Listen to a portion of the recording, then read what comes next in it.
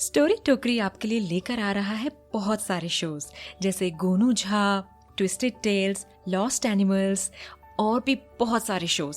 और ये सब आप सुन सकते हैं storytokri.com पर या फिर Amazon music, Spotify, Gaana, Jio Saavn, Apple podcast and many more platforms. तो इंतजार किसका है, जाइए और सुनिए।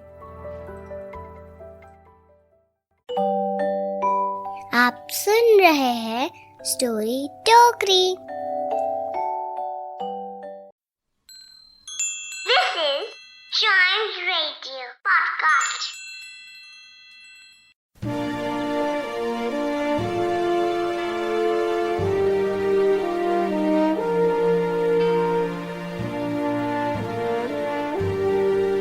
थी खून से लथपथ काया, फिर भी बंदूक उठाकर 10-10 को एक ने मारा, फिर गिर गए होश गवाकर। अगर मैं ये कहूं कि आज मैं आपको 1962 के इंडिया चाइना वॉर के बारे में कुछ बताने जा रही हूं, तो आप ये तो नहीं सोचेंगे कि आज के दिन एक ऐसे युद्ध की बात क्यों करूंगी जो कि हम हार गए थे। तो मैं आपसे ये कहूंगी कि युद्ध भले ही हारे हो, लेकिन जवानों का जज्बा अगर दुश्मन का भी सर झुका गया हो तो ऐसे शौर्य के सामने हार बेमानी है। Yes, we lost the war, पर आज ये सुनने के बाद आप सिर्फ 1971 की जीत को याद नहीं करेंगे। तो सुनिए, it all started with India granting political asylum to Dalai Lama. उनके साथ साथ हजारों तिब्बतन्स जो कि चाइनीज रूल का प्रोटेस्ट कर रहे थे, नेफा आ गए, नॉर्थ ईस्टर्न फ्रंटियर अलायंस, जो कि आज अरुणाचल प्रदेश है। And as expected China was not happy with it. वो पहले ही लद्दाख में अक्साई चीन को इलीगली अपने कब्जे में कर चुका था। चाइना के बढ़ते अग्रेशन को देखते हुए इंडिया ने चाइना के साथ बॉर्डर पर छोटे छोटे पोस्ट लगाने शुरू किए।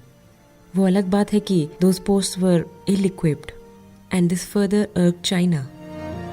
India was not ready for war, लेकिन एडमिनिस्ट्रेशन को यकीन था कि चाइना कभी अटैक नहीं करेगा। और इसलिए जब 20 अक्टूबर 1960 को अटैक हुआ तो we were least prepared for it. Our infrastructure was poor and military was ill equipped. As per records, Indian army में करीब 10 से 20 हजार सैनिक थे और चाइना के 80,000। They had benefit of numbers. और फिर शुरू हुआ 1962 का युद्ध। चाइना की पीपल लिबरेशन पार्टी ने लद्दाख और नेफा पर अटैक किया। फोर्सेस तवांग से पीछे हट गई और सेला पास के नजदीक उन्हें पोस्ट किया गया। और वहां हुआ चाइनीज का एक ऐसे दिलेर से सामना कि उनके होश उड़ गए। Famously known as battle of Nuranang. वहां 4 गढ़वाल कॉर्प्स के जवानों ने पोस्ट संभाली हुई थी। उनमें से एक था राइफलमैन जसवंत सिंह रावत। उस एक दिन में चाइना 4 बार अटैक कर चुका था, लेकिन हर बार उन्हें पीछे हटना पड़ा। 5वीं बार वो पूरी तैयारी और MMGs यानी मीडियम मशीन गन्स के साथ आए। उनकी MMGs की हैवी फायरिंग के सामने हमारे जवान कुछ नहीं कर पा रहे थे। ऐसे ही चलता तो जल्द ही पोस्ट उनके हाथ से निकल जाती।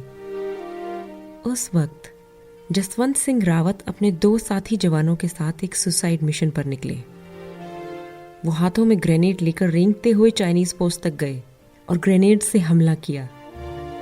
जसवंत सिंह रावत चाइनीज पोस्ट में घुसकर MMG उठाकर निकले, लेकिन अपनी पोस्ट पर पहुंचने से पहले ही उन्हें दुश्मन की गोली लग गई। पर उनका एक कारनामा युद्ध का रुख बदल गया।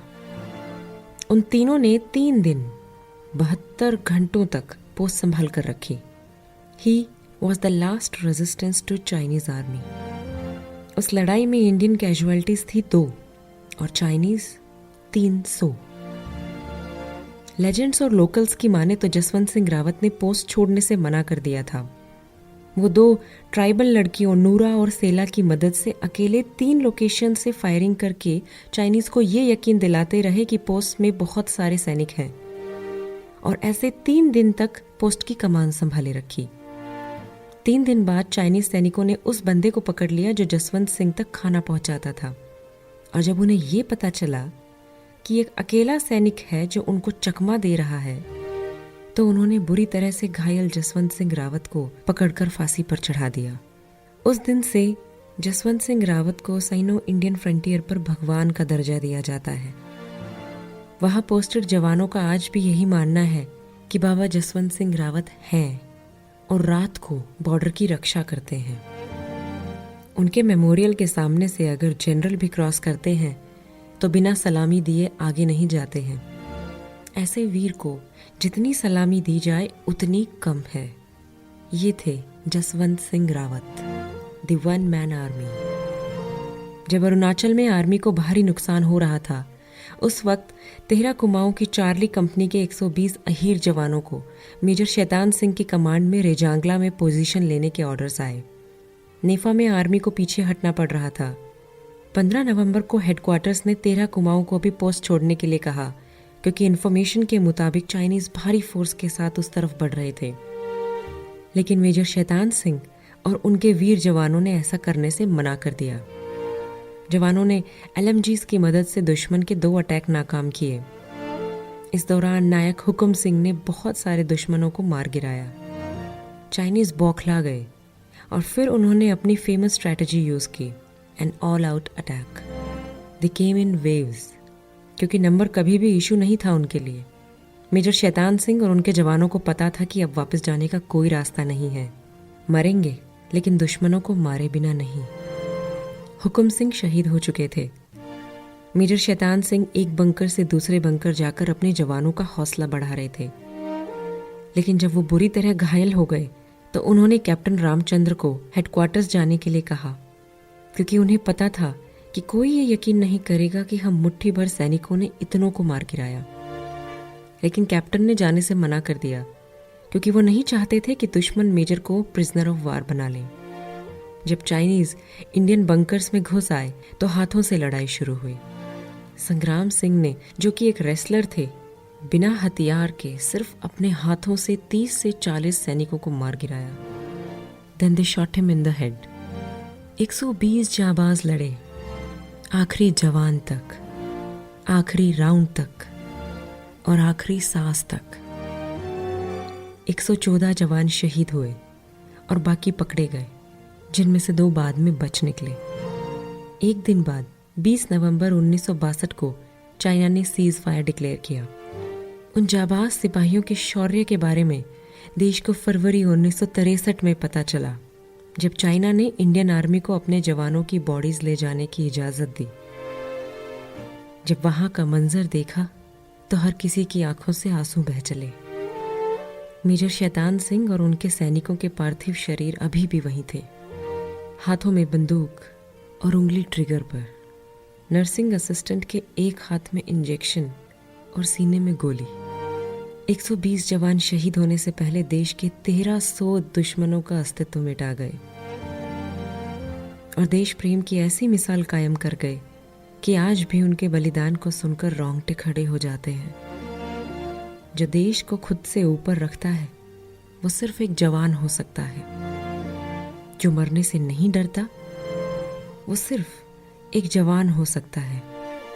ये जानते हुए कि वो शायद कभी वापस ना आए, उसे जाने दे, वो सिर्फ एक जवान की माँ या बीवी हो सकती है। और जिसकी शहादत पर आंसू ना बहाए, वो सिर्फ एक जवान का पिता हो सकता है। जो देश का सर ना झुके इसलिए मौत को गले लगाते हैं, उनके सामने अगर हम रोज सर झुकाएं तो वो भी कम है। जवानों के अलावा भी कितने ही देश को सलामत रखने वाले हैं जिन्हें 21 तोपों की सलामी नहीं मिलती। उन्हें भी आज एक सलाम तो बनता है। दोस्तों, अगर ये अमर गाथा आपने पहली बार सुनी है तो इसे और लोगों तक पहुंचाइए, क्योंकि हमारे जवानों के शौर्य की ये गाथा हर हिंदुस्तानी को पता होनी चाहिए। जय हिंद।